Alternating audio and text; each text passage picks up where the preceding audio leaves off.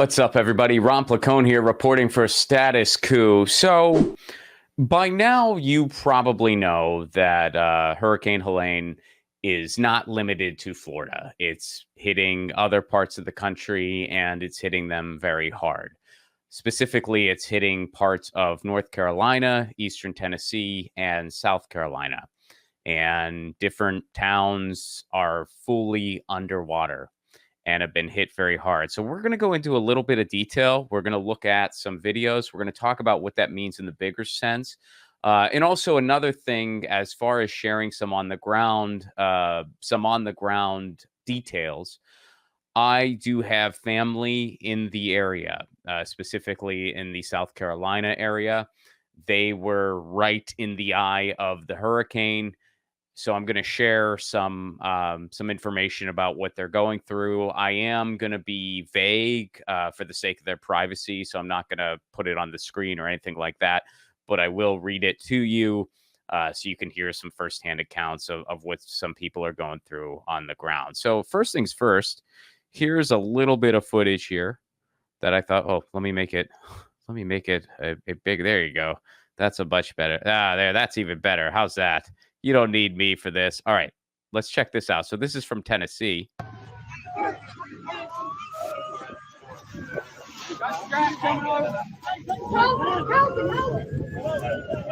This is Irwin, Tennessee, and they're rescuing these people from the floodwaters.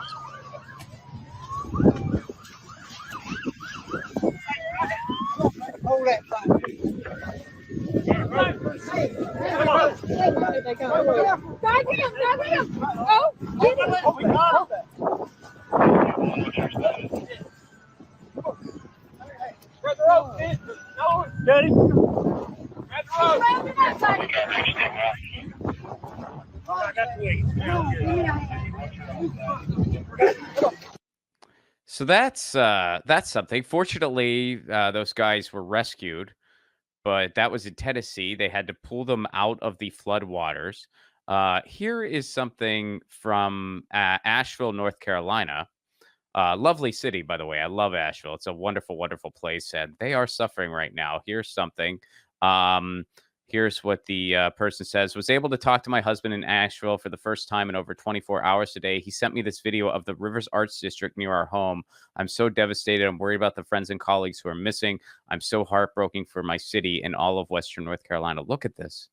Here, let's go ahead and make this big for y'all. Look at that. That's an entire district and main area of the city just completely underwater.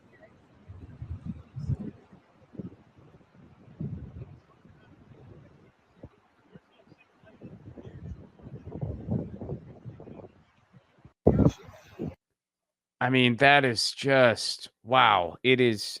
I mean, and you just kind of wonder what recovery will look like. I have a few other things here. So this is an aerial view shared by friend of the show, Jen Perlman. Let's go ahead and check this one out.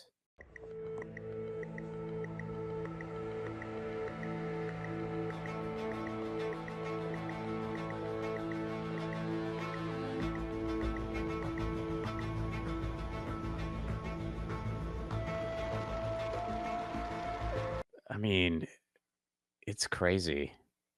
I like how the Wendy's is like it's like the one thing sticking out.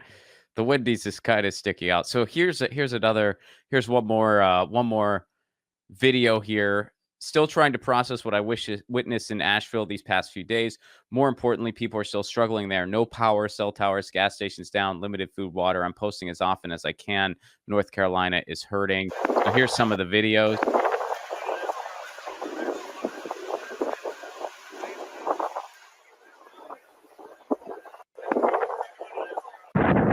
Wow, look at that. Look at how rapidly that stream is going.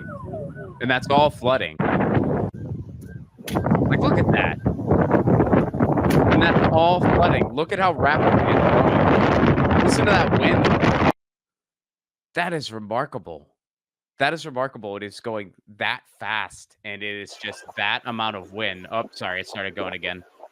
Let me go ahead and pause that for you. So that's what's happening. And I want to mention a few things here. Well, first, let me read something from my family. Again, these are family members of mine who are right in the eye of the hurricane in the South Carolina area. Not going to go into super detail, but just wanted to give you guys one firsthand account. But don't want to show it on the screen or give names out of respect for their privacy. But here we go. We're safe and relatively dry. Miraculously, we made it through the direct path of Helene with only a flooded basement and no power. But within a block of our house in every direction, there's large trees down, neighborhood parks are completely underwater, and traffic lights aren't even back on yet. I'm sure you've all seen on the news that our friends and loved ones in western North Carolina and eastern Tennessee are facing far more, including landslides and catastrophic flooding.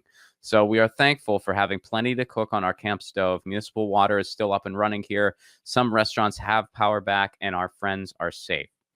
So that was from September the 28th. And as of the recording of this, it is Monday, September 30th. I checked in with my family member. They still do not have power. But fortunately for them, they are in a better situation than many people are. They do have food and like you saw there, they have running water and things like that. Now, getting big picture here. We'll use Asheville, North Carolina, as an example, a city that is completely underwater from this flood. Asheville, North Carolina is not coastal, nowhere close. I believe I want to say Asheville's about 3 hours at least from the coast. Asheville is a mountain town. Asheville is one of those places that they say is among the better places to be as far as climate change goes. So when people say, oh, climate change is only going to affect the global south or climate change is only going to affect the coast, no, it is going to affect everyone. It already is affecting everyone. No one is safe.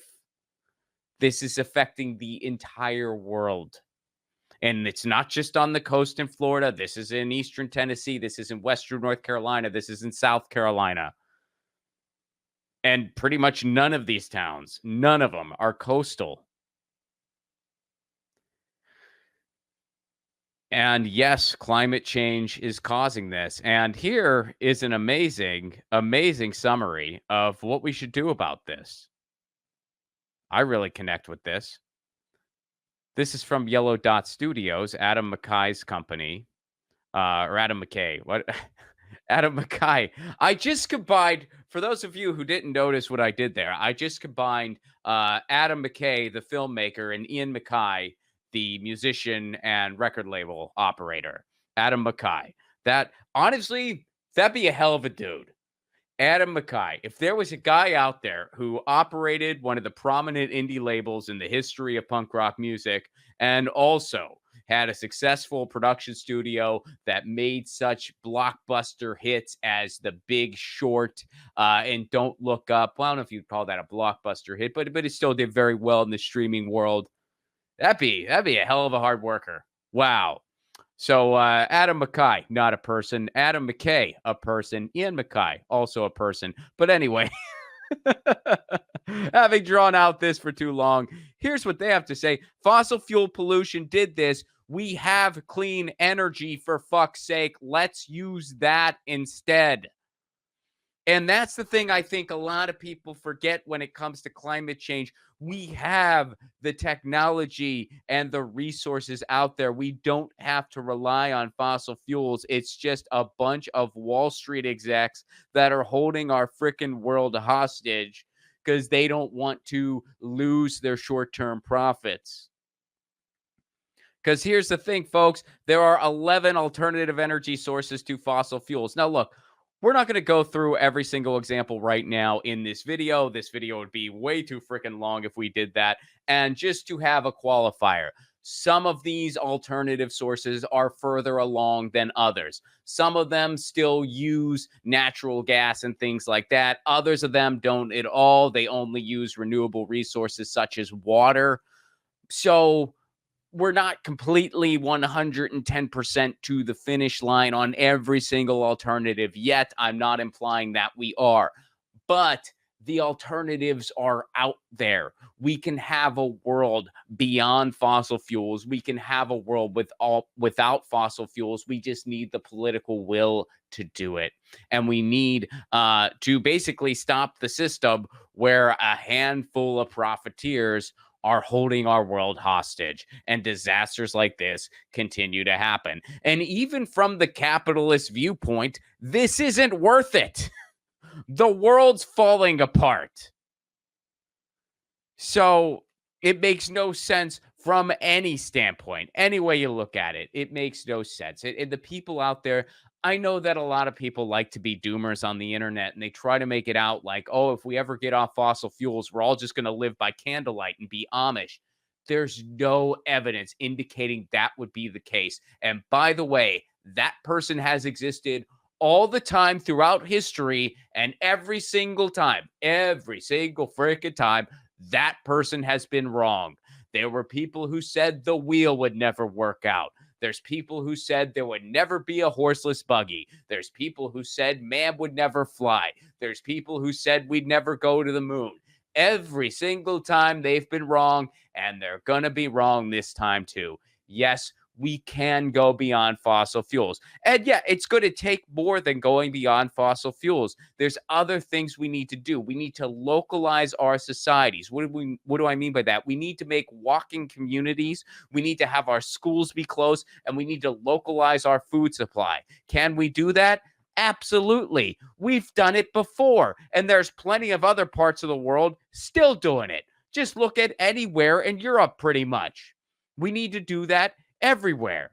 And by the way, that's a better way to run a society. See, what happened was here in the United States, the car culture really swept in, and everyone decided, hey, instead of having these walkable policies that are super convenient and everyone gathers and everything is vibrant and full of life, we want to have these ugly ass suburban sprawls that just look completely dead everywhere. Well, guess what? I don't know about you. I sure as hell won't miss that. I sure as hell would love to live in a society where we had walking, localized society, similar to what they've had for generations and generations in other parts of the world, similar to what we used to have in the United States. Well, we got to start taking that back. So in many ways, navigating climate change is an opportunity. We can have a better world.